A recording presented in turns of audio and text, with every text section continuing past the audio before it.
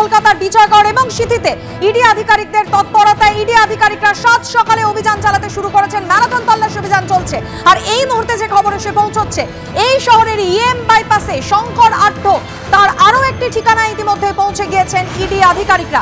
সেই ছবি সরাসরি আপনাদের সামনে রাখবো। রয়েছেন আমাদের প্রতিনিধি প্রকাশ সিনহা। প্রকাশ, ইএম বাইপাসের ধারে শঙ্কর আড্ডর আরো একটি ঠিকানায় ইডি আধিকারিকরা।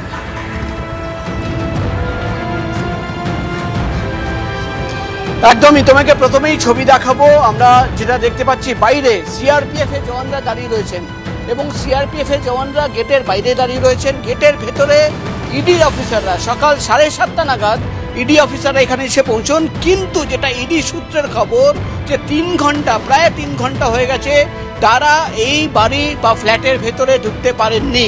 ইডি আধিকারিকরা এখানে দাঁড়িয়ে রয়েছেন এবং ওপরের তলায় তারা দাঁড়িয়ে রয়েছেন, কারণ তাদের বক্তব্য যে ভেতরে কিন্তু লোক আছে, কিন্তু ভেতর থেকে কেউ গেট খুলছে না।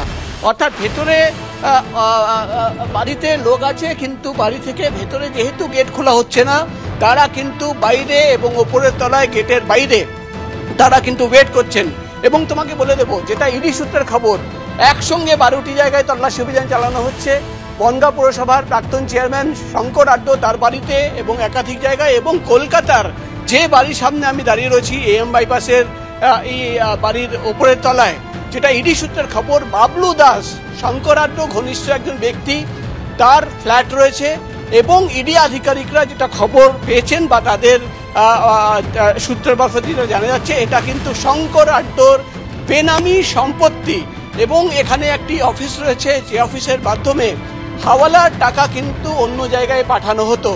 অর্থাৎ আজকে সকাল থেকে রেশন বন্টন দুর্নীতি মামলায় একাধিক জায়গায় ইডি অফিসাররা রয়েছেন। 12টি জায়গায় একসঙ্গে তল্লাশি অভিযান চালানো হচ্ছে। তারা বনগাঁয় রয়েছেন, তারা সন্দেশখালীতে রয়েছেন এবং কলকাতায় মার্কেট স্ট্রিটে একটি জায়গায় তারা রয়েছেন। কলকাতার বাইপাসের ধারে এই বাড়ির ভেতরে তারা কিন্তু সকাল 7:30 নাগাদ পৌঁছে গেছিলেন, কিন্তু প্রায় 3 ঘন্টা হয়ে গেছে। যেহেতু ভেতর থেকে কেউ গেট খুলছে না, তারা ভেতরে প্রবেশ করতে পারছেন না, এখনো তারা ভেতরে প্রবেশ করতে পারেননি এবং তারা বারবার নক করা হচ্ছে।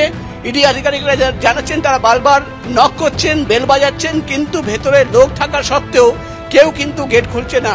এবং যেটা প্রাথমিকভাবে জানা যাচ্ছে, ইডি সূত্রের খবর, বাবলু দাস শঙ্কর আড্ড ঘনিষ্ঠ একজন ব্যক্তি, তার নামে ফ্ল্যাট থাকলেও ইডি আধিকারিকরা মনে করছেন যে এই ফ্ল্যাট কিন্তু শঙ্কর আড্ডর বেনামি প্রপার্টি এবং এখানে একটি অফিস রয়েছে এবং সেই অফিসের মাধ্যমে, সেই অফিসের থেকেই কিন্তু ট্রেডিং করা হতো, হাওয়ালার মাধ্যমে টাকা বাইরে পাচার করা হতো, এমনই খবর রয়েছে।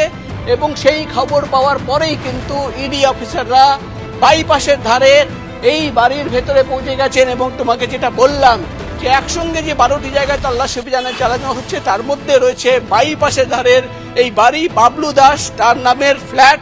কিন্তু আসলে ইডি আধিকারিকরা মনে করছেন যে শঙ্কর আড্ড তার বেনামি প্রপার্টি।